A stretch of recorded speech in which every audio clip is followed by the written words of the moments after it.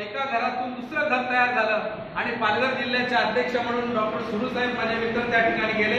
चांगल्या पद्धतीने काम त्या ठिकाणी ते करत आहेत. त्यांना सुद्धा मी या ठिकाणी विनंती केली, ते सुद्धा आपल्या सोबत राहिले.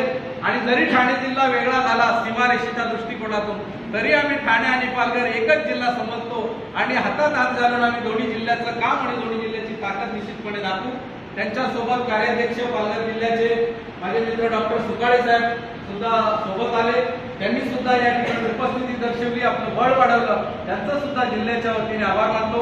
माझ्या महिला भगिनी सातत्याने असतात, परंतु त्यांनी आज चित्र दाखवलं आपलं, या ठिकाणी उपस्थिती दर्शवली. त्यांच्या मनामध्ये संघटनेची आग आणि धग निश्चितपणे कायम आहे. त्यांनी त्यांचा प्रतिनिधी संघटनेसाठी दिलेला आहे. त्या महिला जरी असल्या तरी त्यांच्या सुद्धा प्रश्नासाठी ठामपणे आपण लढणार आहोत. बिनधास्तपणे कुठलाही प्रश्न कुठल्याही पद्धतीने तुमचा एक भाऊ म्हणून कधीही आपण हात मारा. आपण सर्वजण या ठिकाणी आलात. अतिशय अप्रतिम असं सूत्रसंचालन डॉक्टर पोटे यांनी केलेलं आहे. त्याचप्रमाणे डॉक्टर अरुण जाधव यांनी गेल्या 5-6 दिवसापासून हा हॉल निर्माण करणं, त्याचप्रमाणे जेवणाची व्यवस्था करणं, त्यांच्याशी संपर्क साधणं यासाठी मेहनती घेतलेले, त्यांचं मनापासून या ठिकाणी आभार मानतो. हा जो बॅनर या ठिकाणी एका क्षणात मला त्यांनी फोन केला डॉक्टर अतिश काशी की साहेब माझ्यावर काही जबाबदारी असेल तर सांगा, तर मला एक छोटासा बॅनर मॅटर पाठवतो. तो त्यांनी तात्काळ एक 15 ते 20 मिनिटांमध्ये तयार केला. त्यांचा सुद्धा मनापासून आभार. अर्जी पाटील यांनी सुद्धा या ठिकाणी कोऑर्डिनेशन केलं आणि डॉक्टर आंधळे यांनी सगळ्यांशी संपर्क साधून व्हॉट्सअप ग्रुपवर आणि प्रत्यक्ष फोनवर आपल्या सगळ्यांशी संवाद साधला.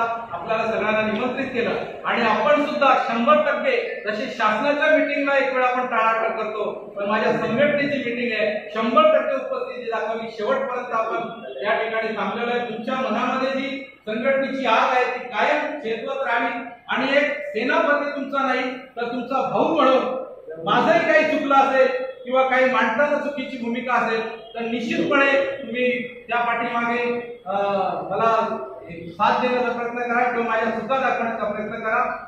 नेहमी मी सांगत असतो डॉक्टर साहेब की आपल्यावर माणसं जी रागवतात याच माणसांना अधिकार असतो आपल्यावर रागवण्याचा की जी तुमच्यावर अधिक प्रेम करतात आणि जे अधिक प्रेम करतात तीच माणसं तुमच्यावर रागवतात. कारण आपणही आपल्या कुटुंबामध्ये रागवत असतो. आपली पत्नी असेल, भाऊ असेल, त्यावेळेस निश्चितपणे त्यांचं भांडण असतं. तुमचं आमचं काही सातबाऱ्याचं भांडण निश्चित नाही, नव्हतं, कधी राहणार नाही. संघटना म्हणून जे भांडण असतं ते तात्विक आणि वैचारिक भांडण असतं. आम्ही सुद्धा आपल्याशी वैचारिक भांडण केलं. यापुढे जिल्ह्याचा अध्यक्ष झालं तरी सुद्धा वैचारिक भांडण कदाचित करण्याची वेळ येईल. फक्त एवढंच ते 4 भिंतीच्या आड असेल आपल्याशी त्या पद्धतीने वैचारिक पद्धतीने आपल्या ज्या काही मागण्या मांडायच्या असतील त्या निश्चितपणे मी मांडत राहील. आपल्याकडून मार्गदर्शन सुद्धा घेत राहील आणि आपण एक संघटनेसाठी पूर्वीपासून माझी मनापासून इच्छा आहे की आपण एक डॅशिंग अध्यक्ष आहात आणि तुमच्या ज्ञानाचा, कानून साहेबांच्या टेक्निकल बाबीचा निश्चितपणे आणि इथून सुद्धा मी जरी आजपर्यंत संघटनेमध्ये काम करत असलो, काही छोट्या मोठ्या प्रमाणात वेगवेगळ्या चळवळीमध्ये काम करत असलो, महाराष्ट्रभर जरी जात असलो तरी आजपासून संघटनेच्या ध्येय धोरणांचा आणि काहींचा त्या विषयाचा आजपासून माझा अभ्यास सुरू झालेला आहे. तुमच्या शाळेचा विद्यार्थी आहे आणि हा विद्यार्थी निश्चित एक दिवस हेडमास्टर होण्याच्या पात्रतेचा होईल. आजपासून संघटनेचा अभ्यास सुरू करी. माझ्या संवर्गाच्या केसाला नाही धक्का लागला तरी तो दिलीप धानके यांचा अपमान असेल आणि त्यासाठी शेवटपर्यंत मी लढेल.